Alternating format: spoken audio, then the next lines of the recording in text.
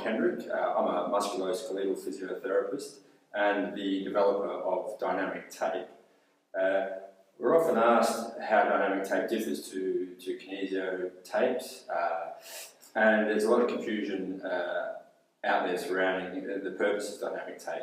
So I'll just very quickly explain to you where dynamic tape came from and how we generally use the tape. So my background, I worked extensively in elite sport, particularly with tennis. Worked with former world number 4 Greg Rosetsky, US Open finalist, and Greg had a number of issues, and we had to sort of basically, myself along with some others, Pat Cash, Brad Langenvad, Marco Reed, Belinda Glenister, Sven Grunwald and some others, rebuilt his game to reduce the amount of load that was going through his body.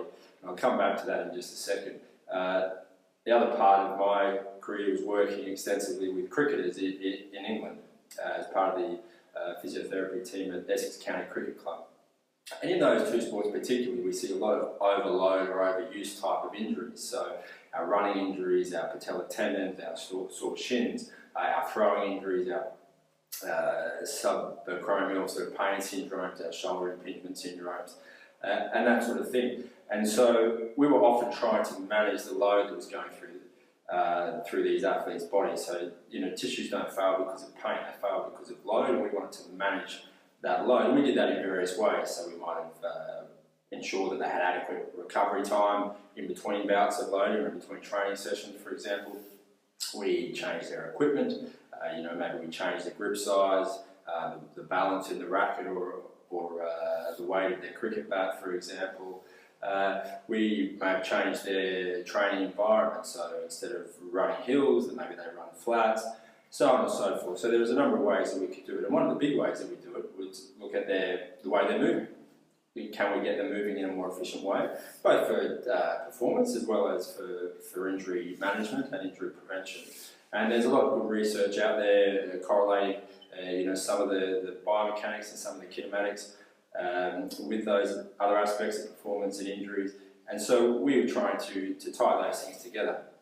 There's also some very good evidence with taping mechanically, using rigid athletic tapes particularly, to try and modify movement patterns, and that's shown to be effective, looking at 3D kinematics, looking at EMG activity, muscle activity, and so on. And then also showing clinical improvement. So we would often be doing that, and the problem we would run into is that often when we tape them with these rigid tapes, they were too restricted for what they needed to do, and they come back and say, look, I just can't get into that position that I need to get into. The second thing that it didn't allow us to do was to actively or directly absorb load. So we could change loading by changing the way they were moving, maybe improving the mechanical efficiency of the system. So, for example, changing their foot positions, going to change the lever arms of our tibialis posterior, and so on. Maybe by maintaining that navicular up a little more elevated, we require less work of tibialis anterior, tibialis posterior, etc., to decelerate or to resupinate through that foot. So we could get some indirect changes. What we couldn't do was actually directly absorb the load, particularly without changing movement patterns. So a lot of athletes don't want to change the way they're moving. Their technique is what's made them successful, but they're still breaking down through overload, and we wanted to have something that we could apply externally to do some of that load absorption to reduce the amount of load that was going through the system.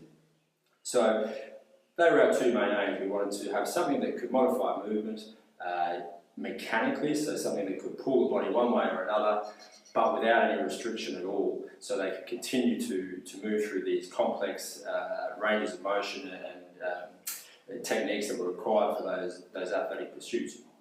The second thing we wanted to do was not necessarily change the movement, but have something that would provide the deceleration force for them and then the spring back. If you think of a thrower, throwing a ball, we wanted something that we could actually place on, so as they actually come through into their follow through, we've got something that's actually decelerating the arm, decelerating the trunk rotation, providing some of that force generation to decelerate the body, and therefore we're going to get less intrinsic demands on our muscles and the capsular muscular tendinous unit, etc. So when we look at the tape, it's been designed specifically for that purpose. So it stretches in all directions so we don't lock movement up at all. So very stretchy in all directions so that we don't lock movement up. And importantly, it stretches a long way, has strong recoil, and it doesn't have a rigid endpoint to it. So it will just keep, more or less just keep stretching and stretching. And what that allows us to do is place it on the body part with the muscle in a short position so that as the muscle lengthens, the tape also lengthens and provides that tension and that deceleration, that resistance to movement, and then springs back the other way to assist as well as they transition back into shortening. And most of, or a lot of the time we're using it is to aid that eccentric contraction, that deceleration, so as in that example through the follow-through. We might also go the other way now, throwers who get problems in their late stage cocking, and we can bring it around and wrap it through the front. So as they wind up, we're decelerating them in late cocking and transitioning them back into early acceleration. What it also does is helps to improve the timing of the arm coming forward relative to the trunk, so they don't end up with an excessive delay, an excessive lag, which is then going to overload their shoulder. So the tape is basically like a bungee cord, goes on in that short position. Like your bungee rope, you don't want to have a long rope when you jump off a bridge, you want a nice short one, so it's going to absorb load, decelerate motion, recoil back up. Okay, so short position, if we take an example of say a hamstring muscle tear, we'd have it on with a knee inflection, so that as the leg swings through, the tape's going to be resisting, it's going to provide some of that deceleration force, therefore we have less eccentric demand on the hamstring. Okay, so often the forces that we require aren't great either. You know, we just need to take some of the load, if you like, or just to provide some of the force. If we look at some of the work by Vleeming on the sacroiliac joint, for example, you know, they showed that compression using a belt, you know, sacral mutation was reduced by about 20% with a force, you know, comparable to tying a pair of shoes up. So we're not talking about large forces that are necessarily required. What we do need to be able to do is get good purchase on the lever, so that we take up that soft tissue tension, we have good purchase on the limb, we maximise our leverage effect, and we have correct position and line of pull, so that as the movement occurs, the tension in the tape is going to decelerate that motion and therefore reduce the intrinsic demands on the body. Okay, so we use it in a number of ways. The first is very simply to mimic the action of that particular muscle, to try and do some of the work, to take the work away. As I said, a muscle tear, a hamstring, for example, if we provide some of the deceleration force, hamstring doesn't have to work quite so hard, less load going through there. And the same maybe goes for some of our tendinopathies and things like that as well. Okay, we're generally trying to reduce the activity in that musculotendinous unit to reduce load. So if we can take some of the load that would otherwise have to go through there, the musculotendinous unit doesn't have to do so much. So if we have it, say, over the quadriceps, straight down the front of the knee, similar to what we can see in this example through here, okay, that's not designed to make the person spring up and touch the roof. Okay, it's designed that when they're lowering down, starting to come back up, as they lower down, this is going to tension and it supports some of their weight. So it reduces the amount of work that the quadriceps have to do eccentrically. So it takes some of that load off that musculotendinous unit, so say for a patellar tendinopathy or a muscle tear. So we're trying to reduce the activity in that muscle. And we're seeing preliminary research now coming out supporting that. Things like, for example, taping across the cervical spine or across the shoulder girdle in elevation, so that when the shoulders drop down, the tape is lengthening and giving us a force vector back up to carry some of the weight of the shoulders. And there's some preliminary work being done on that, which is showing that after 48 hours of taping, we have less activity going on, significantly less activity in our upper trapezius muscles, for example, in some office-related or work-related neck disorders. Okay, so it shows that we can reduce the activity in muscle by taking the load that would otherwise the muscles would have to deal with. Okay. The second way that we can affect the work of muscle is actually to improve the work of muscle, but we're not looking at doing it through the input into the skin and the facilitation, some of those kinesio concepts, where there is some ambiguity and some contradiction in some of the research as to whether going one way affects facilitates or inhibits, and whether in a clinical condition is the same as in an asymptomatic person and so on. What we're trying to do is modify the mechanics to improve the system or the setup so that the muscles can work better. For example, if I have somebody with a very downwardly rotated scapula, their muscles are at length, their lower trapezius and so on, they're elongated, so they have, you know, in terms of their length tension relationship, they have poor capacity to get that ratcheting of those actin and myosin crosslinks together, so it's harder to generate force. That's that mechanical insufficiency that we talk about. So what we will do is actually use the force in the tape to A, take some weight of the arm, and B, bring them back into some upward rotation and retraction. In doing so, we're shortening up those muscles, that were the target muscles, okay, and improving the length tension relationship so that they can then activate their muscles or generate more force actively themselves. So it's not a neurological facilitation, it's a positional thing. We're improving the position so that they can have an improved length tension relationship, they can switch that muscle on better themselves. Okay? What we've also done is taken some of the weight of the arm so that they have less resistance to overcome, so they don't have to work as hard, and they're in a better position to work. So hopefully they then fatigue, less easily, and then they can maintain that position far longer.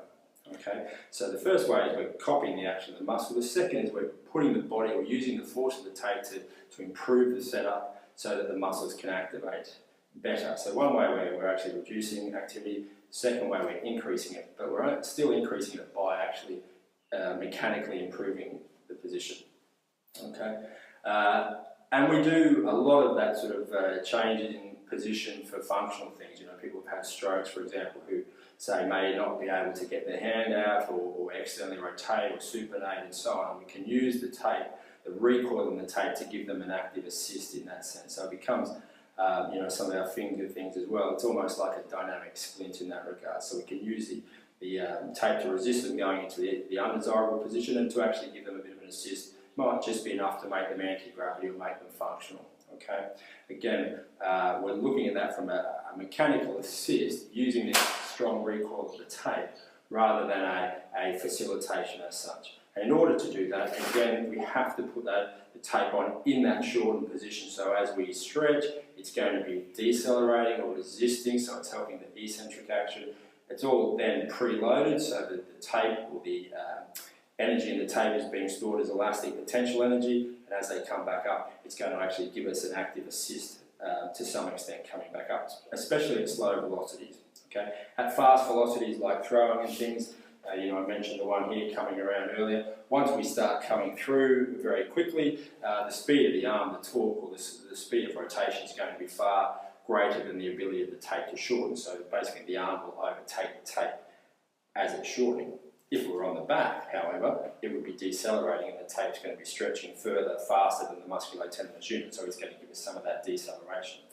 Okay, so basically the other ways that we use it will be to affect mechanically, once again, some of our rotations, our glides, our joint orientation. So some of our Mulligan type techniques, we will bring in, say, a rotation of the thumb, and we'll use the energy of the tape to create that rotation, create a change in the orientation of the joint, but it still allows them to have full function without any limitation of movement. Okay, so in very simple terms, the tape is designed very differently. It has a lot of stretch in all directions, very strong recoil. We can laminate multiple layers together to give us more recoil if we desire. It's designed in that way. It doesn't have an end point, so it's designed to go on in that short position and give us that deceleration and spring back. Okay, so most of our applications go on almost the opposite to what you would do with a kinesio application, where you're putting things on in stretch. Here we're putting it on in the short position to mimic the action of the muscle. Okay, and the properties of the tape allow us to do that, particularly if you're taping multiple joints, or you're crossing the spine, crossing the midline, bringing in rotation and those sorts of things. If you don't have four-way stretch, and if you don't have a lot of stretch, you run out of room. Similarly, we need to take up the soft tissue tension, so often we'll be doing spiraling techniques to take up that soft tissue tension first to get a good purchase on the lever. If we just go from, it's a bit like going here on my shirt, if I just go from point A to point B, I just get a lot of sliding. But if I actually wrap around, maybe a little short here, if we wrap around and take up that tension, even now I don't get the sliding of the shirt, I get purchase on the lever, and I'm actually going to get a mechanical effect. If I wind out, it's going to resist me and spring me back. Okay, so In order to do that, we need to have far greater elongation than what you would have in a kinesio, which is designed to have a similar elasticity to the skin. We need to take up that soft tissue tension and still have spring left to give us that recoil. Okay, so in a lot of ways it's based more around what we would do with our Mulligan, our McConnell type of ideas. It's based on the mechanics, a lot like what you do with many of your rigid athletic taping techniques, but it's designed for a different, it's sort of the other end of the spectrum. Rather than trying to get a passive control, we're trying to get an active assist, if you like. So rather than, say, if we have somebody with excessive pronation, rather than blocking their navicular from dropping, what we try to do is give us a deceleration and then an active resupination. We also work on shortening the foot by using this strong elastic energy to shorten the foot, which gives us a raising of the transverse arch. But as well, during the actual gait cycle, we're resisting that drop, so we get a deceleration and then an active spring back into supination. So some of the research showing that velocity of navicular drop is also important, or as important as part of the problem anyway, as well as the magnitude. So we want to decrease it, but we want to also decelerate it, and then actively resupinate to do some of the work of those muscles that are overloaded or overactive. You can see in the corner here, the top picture is one of those type of applications where we get a shortening of the foot and the raising of the arch. And some of the preliminary work on that is showing very nice changes in arch height and foot length, excuse me. And not only that, but in some of the case studies that we've done, we can also show that that is maintained over several days. And also, we actually get some improvement even 24 hours after removal of the tape. And that brings it around a whole lot of other questions. Is it because we're improving the length-tension relationship with some of the intrinsic muscles, which have recently been shown to be able to actively support the arch with load? So our quadratus plantar, flexor digitorum brevis, abductor hallucis, and so on. By bringing them into a better position over a number of days, does that then improve their function? Also, all of our passive connective tissue, if you like, our plantar ligaments and so on, if again we have them with less load on them for a number of days, does that then mean we get a maintenance of that arch height because we've had less creep and hysteresis occurring over a several days period, so we maintain that height afterwards? Obviously there's proprioception, kinesthetic sense, and a whole range of neurophysiological effects that may also account for that as well, but there are some mechanical ones, and those questions will be answered as more and more research occurs. Okay. So, as I say, very similar in our clinical reasoning methodology to what we may do with a rigid tape, but we're using this actively like a second muscle to resist motion, provide a reduction in load absorption requirements from those tissues. We're not using it neurologically necessarily, although we see very strong, powerful effects in terms of circulation and swelling and bruising and those sorts of things. And we may well get changes in terms of motor neuron excitability and a range of neurophysiological effects. But as I say, the research is a little inconclusive at this stage. We base this far more heavily on the mechanics, which is where there is some good evidence. As I say, we're talking about load, we're not necessarily talking about pain. Pain is a completely different thing again, but often if we manage load, we also manage pain in a number of cases as well. Okay. So please have a look at some of the material. There's some fantastic, more comprehensive course on MedBridge online education, where you can get CEUs and so on for your troubles going through that program, and that goes into a number of techniques. But otherwise, check out our website, dynamictape.com. We have a number of videos and things on there as well to get you started.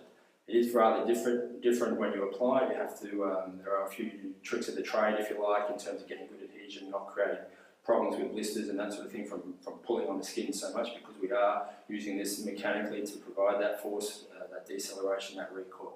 So you do need to apply it correctly, but it's very simple once you know how. You just need to go over some of those videos or get along to one of our workshops, and once you get the hang of it, you'll find it fits in very seamlessly with your clinical reasoning. It's a natural extension of what we do anyway. Somebody's weak here, I'm going to strengthen them. but hey, why don't I bring them into a better position into that mid-range so that they've got a better length tension relationship, they can actually recruit better, get better strengthening effect, and so on. At the same time, I'm improving their mechanics so they're getting less load and help to settle down their pain and perhaps some of those other pain inhibition and some of those other things that go on as well. Or functionally, they're unable to do this, let's get in there and give them an assist to do that. So it fits in very simply. We're already doing it with a number of our other treatment modalities and applications. It's just as a way of augmenting that and having our manual therapy or exercise-based therapy reinforced for several days in between visits or in between sessions with your patients. So get along, have a look at it. As I say, it's a different thing. If you want your kinesio approach, your kinesio effect, I would suggest you go for one of those products. That's what they're designed for. If you want to lock something up, I'd suggest you go for a rigid athletic tape. This is designed specifically not to lock things up, but this has a very specific purpose and it works very well for that purpose. So good luck with it.